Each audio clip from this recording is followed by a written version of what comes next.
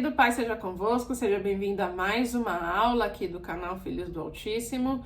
Na aula de hoje nós vamos estudar o capítulo número 12 do livro de Gênesis, que vai contar o início da trajetória de Abrão, certo? Aqui nesse ponto a gente passa a ter uma nova narrativa na Bíblia, a gente passa a ter uma marcação de tempo e agora a gente vai aprender a origem de Abrão, né? Então, a origem dos judeus, a origem de onde vai vir o povo de Israel, que vai ser o povo chamado por Deus e separado por Deus. Levando isso em consideração, é bom a gente fazer uma linha do tempo de todos os acontecimentos que nós temos visto até agora. Vamos lá. Primeiro de tudo, no princípio, criou Deus os céus e a terra. É claro, em algum momento houve a criação dos anjos. O pecado entrou em primeiro lugar através de Lúcifer, quando criou uma rebelião lá no céu, indicando, em primeira instância, o livre-arbítrio da criação que Deus faz, apesar da sua soberania. Ele implementa essa característica na sua criação.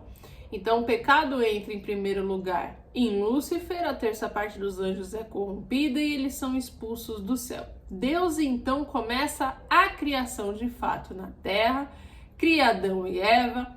Adão e Eva caem no pecado através da serpente, encarnada por Satanás. Deus, então, faz a promessa, que é a profecia, de que viria um descendente da mulher que esmagaria a cabeça da serpente. Daí em diante, Adão e Eva começam a ter filhos.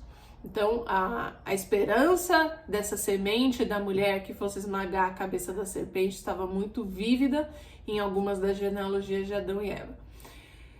Caim vai matar Abel, né, o primeiro espírito anticristão que nós temos aí na Bíblia. Enfim, através de Sete, que vai ser o próximo filho da promessa tido por Adão e Eva, é que começa a genealogia divina.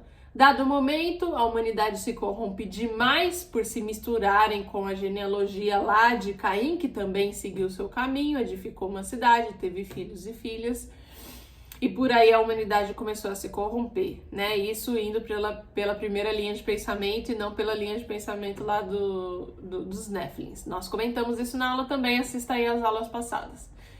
Com isso, Deus traz o dilúvio, separa Noé, que vai ser o remanescente fiel agora dessa genealogia desde Sete. Então, Deus salva a família de Noé, traz o dilúvio até a terra passa por uma nova recriação, uma nova genealogia, e da descendência de Noé a gente de novo tem duas ramificações. A de Cã, ou Cão, dependendo da tradução, que vai seguir o caráter pecaminoso carminita, e a linhagem de Sem, né? A linhagem semita, que vai continuar a promessa aí da descendência dessa semente divina. Dado o momento, de novo, o pecado começa a se proliferar e alguns descendentes, aí tudo indica, de Cã ou de Cão, Peleque e Nimrod principalmente, com mais alguns outros muito provavelmente, tentam fazer a Torre de Babel, que é o símbolo, a tentativa de êxito da soberania humana de ser dono do próprio destino e da desobediência em relação à palavra de Deus e às ordens do Senhor. A Torre de Babel, ela é destruída por uma simples confusão de língua e, enfim, a gente vai chegar até Eber e depois de Eber até Abrão, que é agora onde vai começar essa nova história. Depois que o juízo de Deus sobreveio àqueles homens pecaminosos que tentaram fazer uma torre, a Torre de Babel, no capítulo 11 nós vamos ter a disseminação da genealogia de Sem. E esse capítulo dedicado agora à genealogia de Sem, assim como o capítulo que precede a Torre de Babel foi dedicado à genealogia de Cã, vai nos dizer aqui como Deus preserva esse remanescente fiel. Essas pessoas que seriam encarregadas de continuar a promessa de Gênesis 3,15, de que viria da mulher um descendente que esmagaria a cabeça da serpente. E aí nós vamos ver a importância do número 7, das 7 gerações de Adão até aqui. Então, de Adão a Enoque, nós tivemos 7 gerações. E sempre a sétima pessoa, o sétimo patriarca, no caso, é um homem de suma importância. Então, de Adão a Enoque, houve 7 gerações. Enoque sendo aquele homem que foi o primeiro caso de arrebatamento que a gente tem aqui na Bíblia. Depois de Enoque a Eber, que é o ancestral dos hebreus, tem mais 7 gerações, e de Eber a Abrão agora mais 7 gerações. Nós vemos aqui também no final do capítulo 11 que Abrão se casa com sua meia-irmã Sarai, né, que era meia-irmã de sua mãe, mas não de seu pai. Então a gente continua até aqui no Antigo Testamento essa prática de incesto, né? Essa prática de casamento entre parentela, entre irmãos, enfim, primos, sobrinhos e etc. Obviamente que, de novo, como estamos no início da humanidade, por mais que aqui já tenha se passado algum tempo, já tenha sobrevivido o dilúvio, né? Mas Noé teve que recomeçar com a sua família depois do dilúvio. Então, até aqui, Deus ainda não repreendia esses casamentos, porque, obviamente, era forma de proliferação. Depois, nas leis mosaicas, depois, quando chegarmos em Êxodo, é que nós vamos ver dentro das leis de Levítico também, que Deus vai ser muito claro nesse sentido. Então, terminamos aí o capítulo 11 com Abrão se casando com Sarai, sua meia-irmã, e eles moravam na terra de Harã. Aí a gente tem outra questão muito importante, que é um paralelo de história entre o capítulo 11 e o capítulo 12. No capítulo 12, e eu não vou ler tudo corrido aqui para o vídeo ficar mais dinâmico, então pega a sua Bíblia, acompanhe, leia o capítulo 12 e assista aqui o vídeo para você entender. No capítulo 12 já vai ser o chamado de Abrão para que ele saia da sua terra. E o capítulo 11 é terminado falando que eles estavam habitando na terra de Harã e houve o falecimento do pai de Abrão. Então, quando o Senhor chamar Abrão aqui no capítulo 12, fizer todas as promessas de aliança para ele, ele ainda vai estar nessa cidade, em Harã. Então, um capítulo tem paralelo com o outro. O capítulo 12, ele vai aprofundar aquilo que foi dito nos versículos finais do capítulo 11, certo? Bom, então Deus chama Abrão e ele manda Abrão sair da sua cidade com tudo ali que ele tinha e ir para uma cidade desconhecida, que Deus prometera que seria dele. Abrão residia nesse momento em Ur dos Caldeus. Ur dos Caldeus, nessa época, era como se fosse o estado, e Harã era uma cidade dentro de Ur dos Caldeus. Ur dos Caldeus, que ficava ali próximo na região suméria, no rio Eufrates.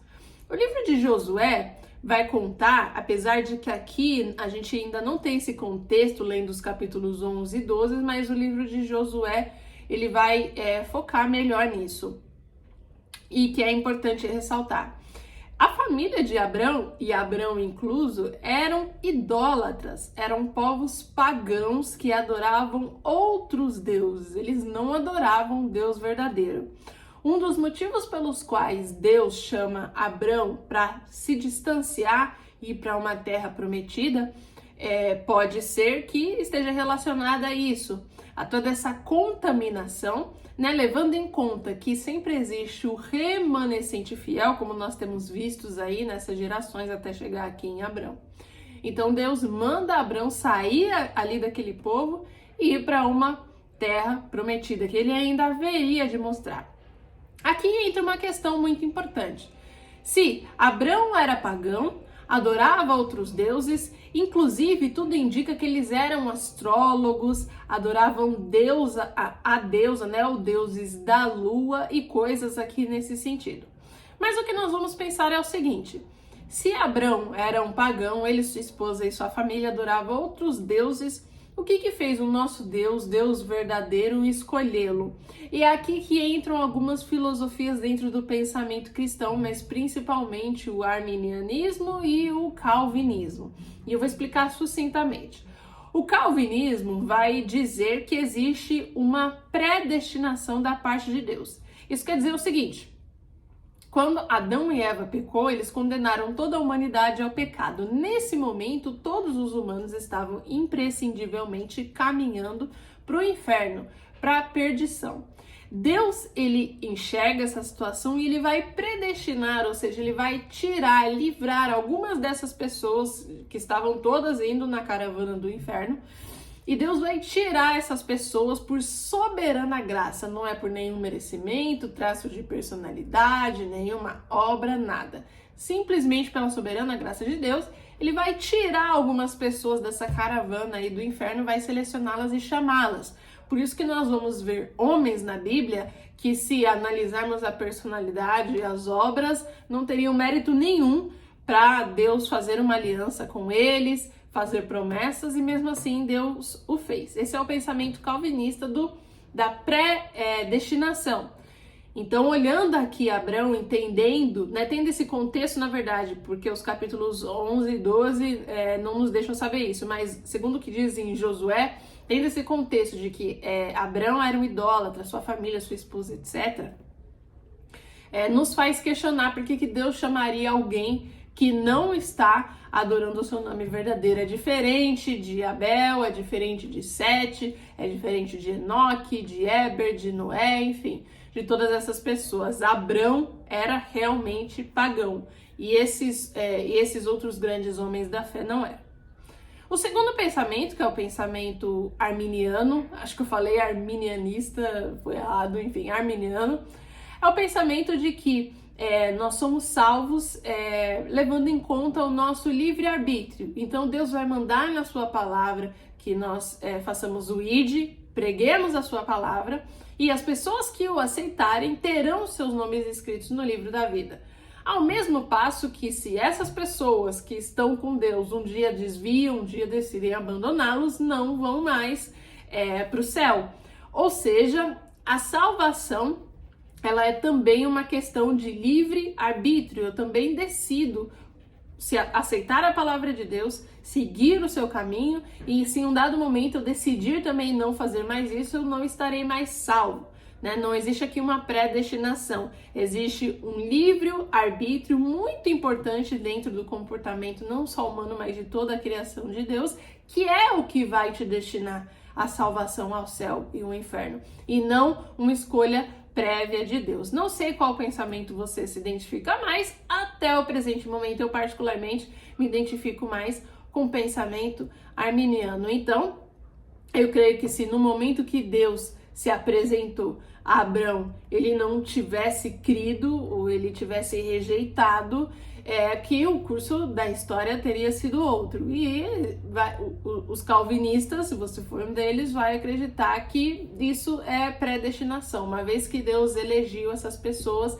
elas estão salvas, e pronto, e acabou. Enfim, né? Mas para explanar aqui esse pensamento, já que tendo em consideração o histórico de Abrão, a gente se questiona um pouco em relação à sua escolha. Eu sou levada a acreditar que ele, tendo contato do Deus, aceitou a sua soberania, o seu chamado, e seguiu em frente, logo ele foi salvo. E Deus vai fazer então 7, olha de novo a importância desse número, promessas a Abrão, aqui já no início do capítulo 12. Vamos ver cada uma delas, eu vou ler sucintamente aqui. De ti farei uma grande nação, promessa número 1, indicando a doação de território que Deus faria para com Abrão e a sua descendência. A segunda promessa, de bênção, te abençoarei. A terceira promessa, te engrandecerei o nome. Essa promessa é especialmente importante porque ela vai em contraste ao capítulo que nós vimos daqueles homens pecaminosos querendo construir a torre de Babel e tornar os seus nomes célebres e contrastar diretamente a ordem de Deus de multiplicar e povoar a terra, né? Pelo contrário, eles queriam a fama e a celebridade para si próprios e o engrandecimento para si próprios. Agora, Deus sim é quem escolhe um homem a qual ele engrandeceria o nome. Essa é uma decisão de Deus e não o contrário. Quarta bênção, quarta promessa, se tu uma bênção.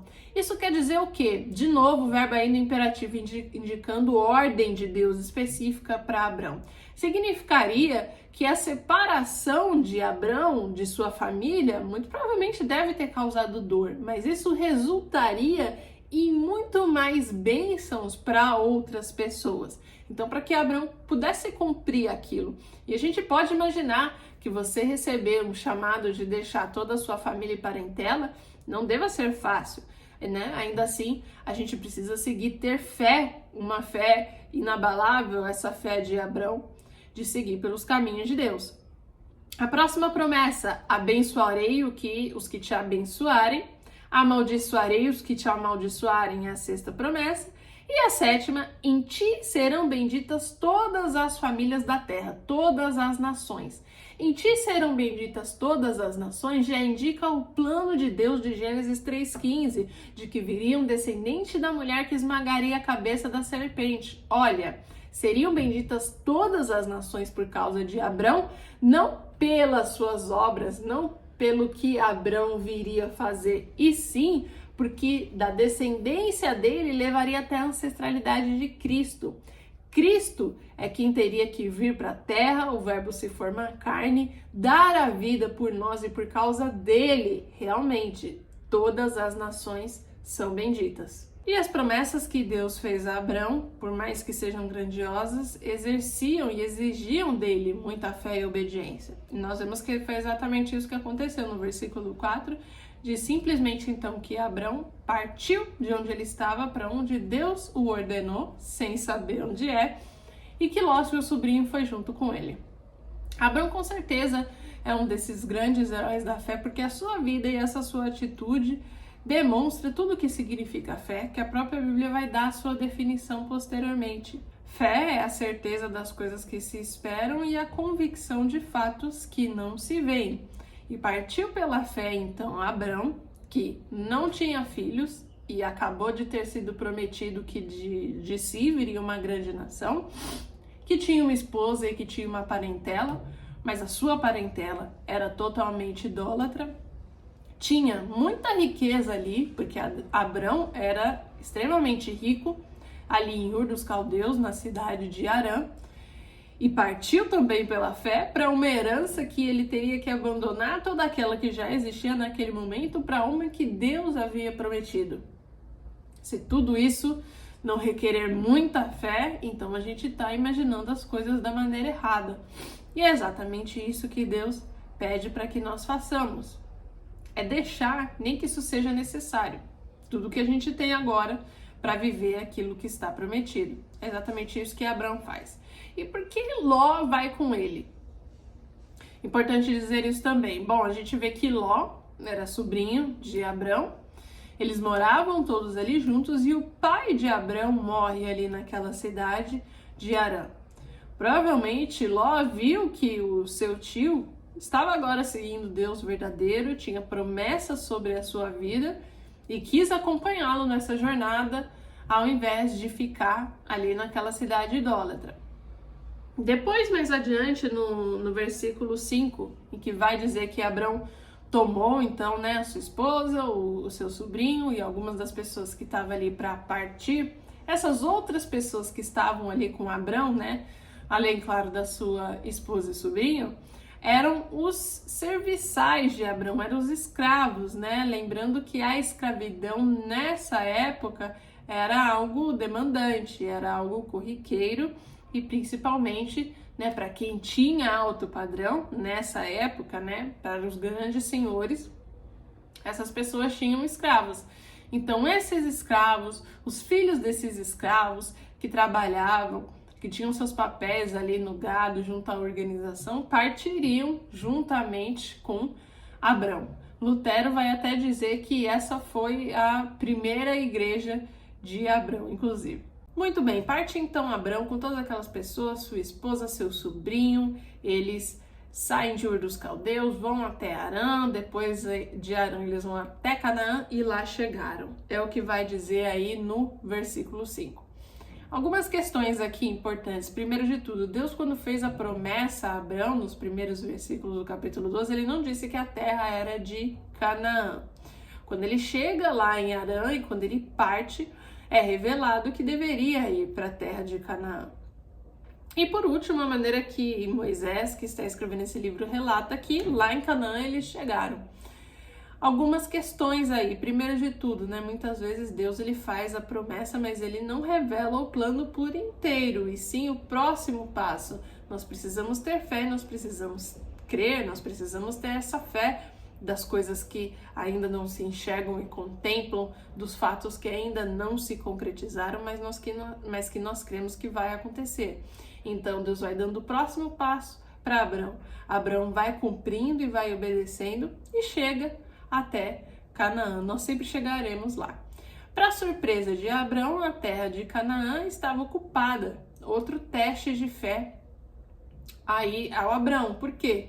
Ele fez tudo aquilo, saiu com toda aquela gente, quando chega na cidade, a cidade já estava ocupada por outro povo. Povo esse que é aquele amaldiçoado de Noé, Canaã, que é o filho de Cã, ou Cão, né, filho de Noé, que viu a nudez. Noé amaldiçoou e disse que ele seria servo dos outros filhos. Ora, Abrão vai vir da descendência de Sem, que foi o filho abençoado. E a situação que Abrão se encontra não é exatamente a situação de ele ser chefe ou rei e aquele povo serventes. Muito pelo contrário, ele chega na cidade, a cidade já estava habitada inclusive por um povo que não adorava ao Deus verdadeiro. Em seguida, Deus vai fazer a outra promessa, que ele daria aquela terra à descendência de Abrão. Então, de novo, nós vemos essa provisão de Deus de próximo passo e de ir se revelando à medida que o seu servo vai crendo e vai obedecendo diante das suas ações. E finalmente Deus revela que daria aquela terra à descendência de Abrão. Essa descendência aqui é utilizada no singular e não aos descendentes de Abrão. Isso indica algumas coisas aí, segundo os teólogos. A descendência que Deus se refere aqui é um contexto de Israel dentro de Israel.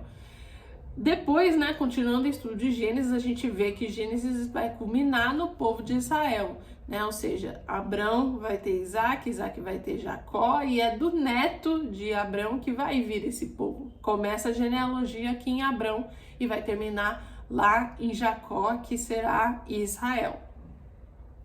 Então a promessa aqui, ela tem esse sentido, ela tem o sentido de estar chamando o povo de Israel, que nesse tempo, né, Abrão obviamente nem saberia que era isso o propósito de Deus. Então tá falando realmente do descendente étnico de Abrão, que é o pai dos judeus, mas está falando principalmente, é isso que os teólogos mais concordam, de Jesus Cristo. Porque ele fala a tua descendência no singular e não no plural. Então a gente não pode inferir que é simplesmente todos os descendentes de Abrão, mas sim que por causa dele seriam benditas todas as nações, é que levaria a ancestralidade de Cristo, Cristo viria e por ele seriam benditas todas as nações. E essa conclusão a gente chega porque na história de Jesus Cristo nós vamos ver que foi o seu próprio povo, o povo judeu, cujo pai é Abrão, que mandou crucificar Jesus Cristo. A sua noiva é gentílica, e todos os que nele creem terão vida eterna. Essa nação será bendita. Então, a sua descendência aqui, que nós vemos no versículo 7, também aponta de novo a profecia Gênesis 3,15, a esse descendente da mulher, esse que seria o Salvador. Caminhando para o final dessa primeira parte do capítulo 12, então depois que Deus revela, faz uma outra promessa, uma promessa adicional de que daria à descendência de Abrão aquela terra, ele vai lá e edifica um altar ao Senhor.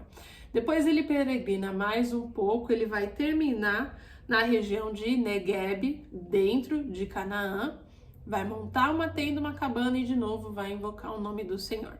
Aqui a gente tem algumas questões importantes. Primeiro, Abrão era um adorador. Então a gente vê muito marcado que conforme os acontecimentos, conforme as aparições de Deus era tida com ele e conforme ele ia progredindo nas tarefas que ele tinha que fazer, seguindo ali aquelas promessas, ele sempre se lembrava de edificar um altar no nome do Senhor. O que significava edificar um altar no nome do Senhor nesse tempo? Lembrando, né, que Deus fazia aparições espaçadas, né? Cristo não tinha vindo ainda. Toda vez que Deus se revelava, esses grandes homens de fé, esses grandes heróis veterotestamentários, era sempre através de uma teofania, de um sonho, uma nuvem, enfim, alguma dessas formas. Eram aparições espaçadas de Deus. Não era como ter o Espírito Santo que nós temos hoje depois que Cristo se sacrificou e ter uma comunhão direta com Deus. Então nós podemos ver essa característica de todas as vezes que Deus fazia uma aparição, imediatamente depois Abraão adorava o seu nome, assim como também fazia Noé. E por último, essa peregrinação, ou seja, nós vimos que Abraão chega em Canaã, ele primeiro começa em Siquém e vai terminar lá em Noguebe. O sentido disso aqui era Deus fazer com que Abraão conhecesse aquela terra que ele não tinha nenhuma porção ainda, que ele abandonou tudo para conseguir chegar até lá, que a sua descendência herdaria, descendência essa que ele, um homem de 75 anos, era casado com uma mulher estéril, mais uma prova, né, mais um teste, a fé de Abraão. A fé de que sua descendência herdaria aquilo, ainda que ele e a sua esposa eram inférteis até aquele presente momento, uma terra que era inclusive de seus inimigos. E esses altares que Abraão também faz para cultuar o nome de Deus, era importante no sentido de que ele já estava em Canaã, ele já estava no meio daquele povo idólatra. Os cananeus adoravam, entre alguns deuses, Baal, alguns demais aí que a Bíblia vai relatar. Então, esse ato de adorar o Deus verdadeiro no meio daquele povo significava muita coisa. E por aí termina essa primeira etapa da peregrinação de Abraão. Nós terminamos aqui pensando no contexto novamente. Moisés escreveu esse livro, contou essa história para aquele povo de Israel que estava passando pelo processo de peregrinação para chegar à terra de Canaã novamente. Então nós percebemos algumas coisas. Para aquele povo era importante ter todo esse registro, porque agora realmente começou a ser contada a sua verdadeira origem, né? Nós vimos a história de alguns importantes homens da fé até o presente momento, mas é de fato Abrão, o pai dos judeus, e o descendente de onde viria aquele povo, que é o povo de Israel, que vai descender especificamente de Jacó, mas que é neto de Abrão. Então o povo de Israel precisava entender essa história, precisava entender que, similar a Abrão, né, o grande patriarca, eles chegariam em Canaã novamente, aquela terra estaria habitada também por um outro povo, um povo idólatra, um povo não condizente com aquilo que Deus é no seu caráter e na sua beleza, e que haveria de novo esse conflito. São testes que Deus faz, mas que Deus tem um propósito para tudo. E para eles agora a sua origem estaria clara diante da história ali de Abrão. Então na próxima aula a gente vai continuar, vai entender, enfim, a famosa passagem aí de Sara, junto com Abrão. Então vamos terminar aí o capítulo 12 e ir para o capítulo seguinte. Então eu espero que você tenha gostado e te vejo na próxima.